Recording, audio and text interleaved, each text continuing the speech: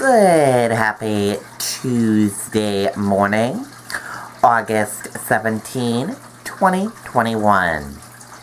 I'm Riley King. Welcome to this Tuesday morning edition of the Riley King Newscast, right here on the Riley King Network. We have a lot of news to get to this Tuesday morning, so let's get started right now. First up,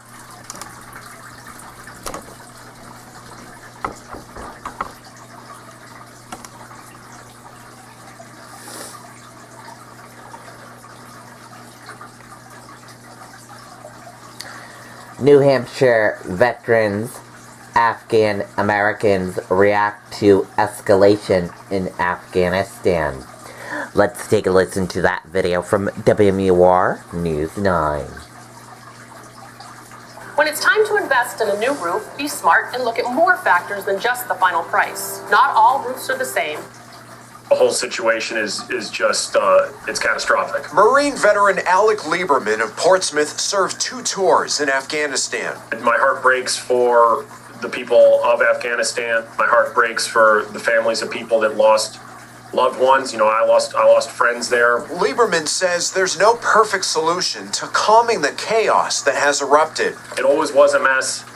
It will continue to be a mess. We need a foreign policy that's a lot more nuanced, and we're not getting that from our politicians, and the people that bear the brunt of that are the men and women on the ground. So we've got to start asking better things of our politicians. You know, we've now had 4 presidencies that have dictated what's happened in Afghanistan based on short-term political goals. Retired Army General and 2022 Senate candidate Don Bolduc served in Afghanistan and says one administration can't be blamed, but says senior leaders can be, and he includes himself in that. I was general, and I did not have the skill or the ability to be able to convince my seniors that we had a good strategy in 2014 and we should have stuck to it. Meanwhile, Afghan Americans are trying to remain hopeful. That Afghans are not victims, right? People are hurt, they're fragile from decades of war, but they're also survivors, and they're not going to capitulate to any sort of political group. Many veterans are also scrambling to try to get interpreters and other contractors out of Afghanistan. Veterans say the focus right now should be on helping our friends and allies who now fear for their lives. Reporting live tonight, Mike Cronin, WMUR News 9. okay, and there you go on that video and that report.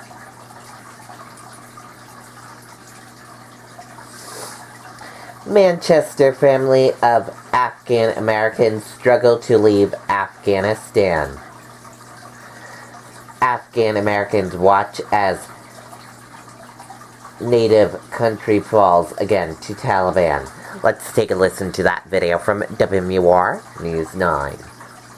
These are the Joneses. When they decided to look for a bigger house in the area, they knew they needed a local mortgage lender who could move at their pace. At Service Credit Union, we're ready to get you the best terms on your terms. Here for you now and always. Call today. Afghan Americans watching tragedy unfold in their native country say it is unfortunately heartbreakingly familiar. I think for those of us who fled in one of the previous iterations of what's been basically 4 decades of continuous war, we're being sort of re-traumatized, seeing images of desperate people scared for their futures. Jamila Rakib says she's focused on the Afghan people. She believes the gains they've made over the last 20 years will be difficult for the Taliban to completely reverse. There will be consequences if schools are shut down, right? This isn't 1996. So, I'm betting on the people. Retired Army General Don Bolduc spent 5.5 years of his life in Afghanistan, serving in combat and fighting a counterinsurgency. He says this chaotic withdrawal should not overshadow 2 decades of sacrifice by U.S. troops. He contends America's counterinsurgency efforts were working 7 years ago, and he regrets not pushing back harder against a change in policy. You just can't point to one administration, but what you can point to is bad senior leader decisions. And I count myself in that. I was general, and I did not have the skill or the ability to be able to convince my seniors that we had a good strategy in 2014 and we should have stuck to it. General Bolduc isn't the only former service member shouldering responsibilities that arguably belong a little higher up the chain of command. There are several veterans of the war in Afghanistan trying frantically right now to help allies like medics and interpreters get out of the country. We want to make sure that the people that we serve with, shoulder to shoulder, are taken care of to the best of our ability. Adam Sexton, WMUR News. Okay, there you go on that video and that report.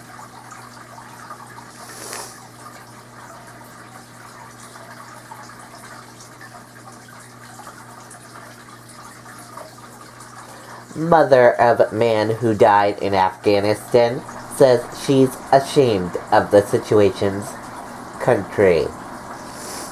Let's take a listen to that video from WMUR News 9. At Beltade's, customers will find everything they need for a building project. The brand names you trust to perform. And with a fleet of over 50 delivery vehicles, we deliver when and where our customers need them. Beltade's Building Products. 9 locations throughout New Hampshire and Massachusetts. I thought I'd never be ashamed of my country, but this fiasco has made me ashamed. In Exeter, there is a memorial to Natalie Healy's son and others who died in a rescue mission in Afghanistan back in 2005.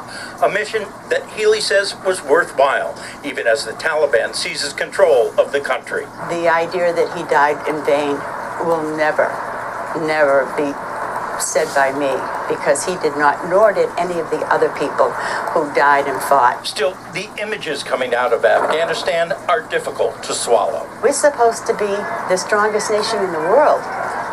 We're a laughingstock at this point. In the past, Healy has supported getting out of Afghanistan. When we talked about getting out, I thought it was a good idea. I thought it was time, because I thought there were things in place that would keep this from happening. And she says the nation needs to hear from the president. He should be on that television talking to us after what's been going on in this whole week. And I just think it's a disgrace that he hasn't. Healy notes that the U.S. has been in Germany for over 70 years and says perhaps something like that was needed in Afghanistan. And this reminds her of the fall of Saigon. What I want to know is why this government doesn't have a better memory for history. You know, that it's disgraceful. It was disgraceful then, it's disgraceful now. Healer says main concern right now is what will happen to those who helped us over the past 20 years and what will happen to women and girls in Afghanistan. Will they once again be oppressed by the Taliban? Reporting live in Exeter, Ray Brewer, WMUR News 9. Okay, and there you go on that video and that report.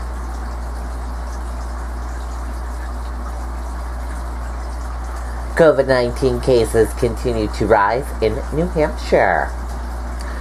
All New Hampshire counties experiencing substantial transmission, health officials said. Let's take a listen to that video from WMUR News 9. In today's competitive real estate market, buyers and sellers need the experience and guidance of a realtor more than ever. New Hampshire Realtors will guide you through the complexities of your transaction, making the process easier than you imagined. With in-person and virtual showings, we've made buying and selling a home safer. We've been here for 85 years, and we're more resilient than ever. We've adapted quickly, so you can take advantage of great market opportunities. Find your fit at www.nhrealtorfit.org. For our COVID-19 coverage tonight, there are 586 new cases to report from Friday to Sunday. Current cases are now more than 1,700, the most since early May. 61 people are getting care in the hospital, and there are no new deaths tonight. Okay, and there you go on that video and that report. And that does it for this morning edition of the Riley King Newscast right here on the Riley King Network. I hope you all have a great rest of your day, and I'll see you back here later on today for another newscast. Goodbye, everyone. Thank you for watching.